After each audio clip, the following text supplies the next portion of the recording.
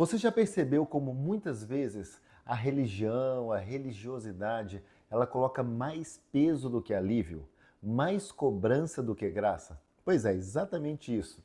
Em Marcos 3, Jesus enfrenta essa questão. Ele entra numa sinagoga, ele encontra um homem com a mão mirrada, atrofiada, e ali vai acontecer o quê? Um confronto entre a religiosidade fria e o amor transformador de Jesus. Nós vamos então mergulhar nesse texto aqui de Marcos 3, onde a gente vai analisar os versículos 1 a 3 no começo e depois, no final do vídeo, vamos analisar o final, os versículos 31 a 35. Então vamos entender o que acontece aqui em Marcos 3, de 1 a 6. Jesus está entrando numa sinagoga e ali tem um homem com uma das mãos atrofiadas, né? E alguns dos fariseus, eles já estavam observando Jesus, procurando um motivo para acusar ele, para ter uma prova contra Jesus. Olha como é que estava, então, o coração deles. Eles queriam ver o quê? Se ele iria curar no sábado, porque era sábado. Então Jesus disse ao homem da mão atrofiada, levante-se e vem aqui para o meio. Então tirou o homem lá de trás, trouxe para o meio e depois Jesus perguntou para os fariseus, já sabendo, né, do coração deles. E aí, pessoal, para vocês, o que é permitido fazer no sábado? O bem ou o mal? Salvar a vida ou matar? Olha que pergunta, hein? Só que eles permaneceram em silêncio.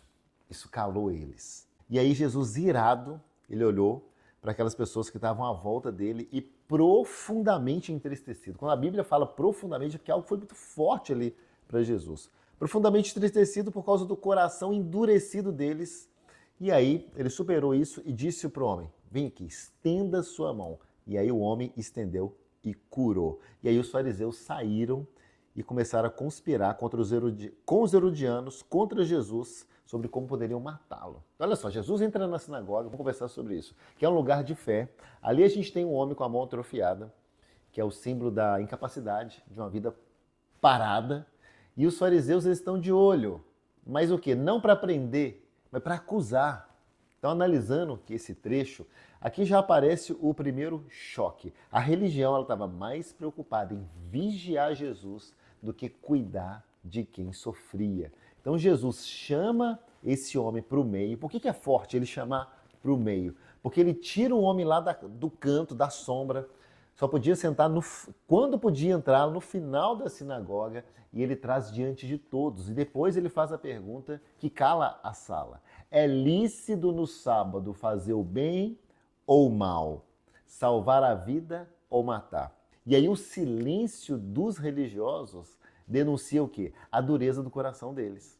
Porque Jesus está na sinagoga, que era um local de adoração pública, e ali era um sábado, que era o dia sagrado, ou seja, era o centro da religiosidade judaica. Então, para os fariseus, quebrar qualquer regra sabática era profanação, era muito maior do que adorar em espírito e em verdade. Só que Jesus não está preso à letra da lei. O Jesus é o Senhor do sábado, como está aqui em Marcos 2:28, que a gente já analisou no vídeo passado.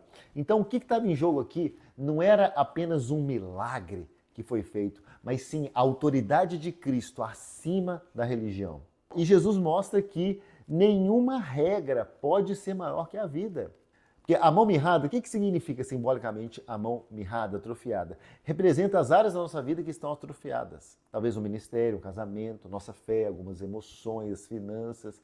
E quando Jesus chama para o meio, ele não cura de forma escondida, ele restaura diante de todo mundo. Por quê? Para que a graça dele seja testemunhada e gere fé. E a pergunta reveladora também de Jesus. Ela revela o quê? A hipocrisia deles, quando ele pergunta, é lícito no sábado fazer o bem ou o mal? Salvar ou matar? Então aqui está a questão que eu quero enfatizar aqui para vocês nesse vídeo. A lei, ela interpretada rigidamente pelos fariseus, ela colocava a regra acima da vida. E Jesus revela esse absurdo. Se é dia de descanso, isso impede de fazer o bem? Hoje muitos judeus ortodoxos e até religiões aí ainda têm esse hábito. Então, porque Jesus aqui, ele não está discutindo sobre a letra da lei, mas sobre o coração da lei. Porque a verdadeira adoração, ela não pode ser passiva. Ela tem que ser manifestada em amor ativo, em práticas. como Jesus fez. Então, realmente, há uma indignação que a gente vê aqui também de Jesus sobre essa dureza do coração. Isso deixa Jesus indignado. O texto diz que Jesus olhou com indignação e, ao mesmo tempo, ele se condoeu, se compadeceu da dureza deles. Porque muitas vezes eles aprenderam aquilo e foi seguindo. Por quê? Estava muito indignado porque esse amor pela regra acima das pessoas. E Jesus teve compaixão. Por quê? Porque sabia que eles estavam completamente cegos espiritualmente, incapazes de enxergar a graça ali na frente deles e eles cegos. Então essa é uma das poucas vezes que a Bíblia mostra Jesus indignado dentro de um lugar religioso.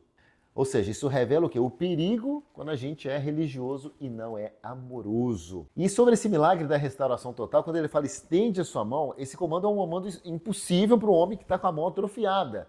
Só que a palavra de Cristo, ela libera poder, isso é lindo. Então, quando a gente obedece, quando esse homem obedeceu, só o fato de obedecer, a mão já se abriu, a mão já se tornou sã. Ou seja, esse homem não foi curado quando ele entrou na sinagoga, nem quando ele foi para o meio, mas quando ele obedeceu à voz de Jesus. Ou seja, isso mostra que a cura e a restauração, elas vêm da fé, de uma fé que age, e não de uma religião que culpa, que aponta o dedo, que só fica parada ali observando. Então isso gera questionamento para nós mesmos. Quantas vezes que nós somos como os fariseus, apegado à forma, à religiosidade, mas sem amor, sem focar na necessidade do outro? Quantas vezes a nossa vida espiritual está mirrada, está parada, e a gente finge que está tudo bem, está ótimo e tudo. Jesus está dizendo, a fé verdadeira não é sobre regras, é sobre restauração, é sobre transbordo, é sobre amar o próximo. O cristianismo não é carregar peso, mas é viver na graça, entender a graça. Não é ficar vigiando os outros, mas estender a mão para aquele que precisa. Você tem estendido as mãos para aquele que precisa do seu lado? E aí o capítulo 3 de Marcos segue, depois desse trecho, onde Jesus é procurado por uma multidão, aqui no versículo 7. Depois, no versículo 13, ele escolhe os 12 apóstolos. E depois os fariseus e legalistas eles acusam Jesus de estar com Beelzebul expulsando demônios. Ou seja, aqui eles estão blasfemando contra o Espírito Santo através de Jesus. E o próprio Jesus diz, no versículo 28, que todos os pecados eles podem até ser perdoados, menos a blasfêmia contra o Espírito Santo. E aí, finalmente, como eu falei na introdução do vídeo, a gente chega aqui nos versículos 31 a 35, que eu quero destacar para vocês, que é sobre quem é a verdadeira família de Jesus. Esse trecho é muito interessante, porque é mais uma vez Jesus quebrando regras, é mais uma vez Jesus sendo disruptivo e colocando toda a tradição por baixo e colocando o amor dele em primeiro lugar. O que está acontecendo aqui? A mãe e os irmãos de Jesus, eles chegam, só que eles ficam do lado de fora.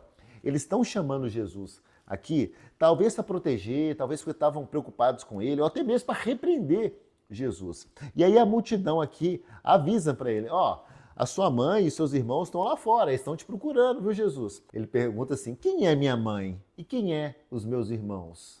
Aí fala, quem faz a vontade de Deus, esse sim, esses são a minha mãe, meu irmão e minha irmã. Ou, como está aqui na ordem, né? Meu irmão, minha irmã e minha mãe. Ou seja, olha que metáfora fantástica de Jesus. Vamos entender aqui alguns aspectos disso.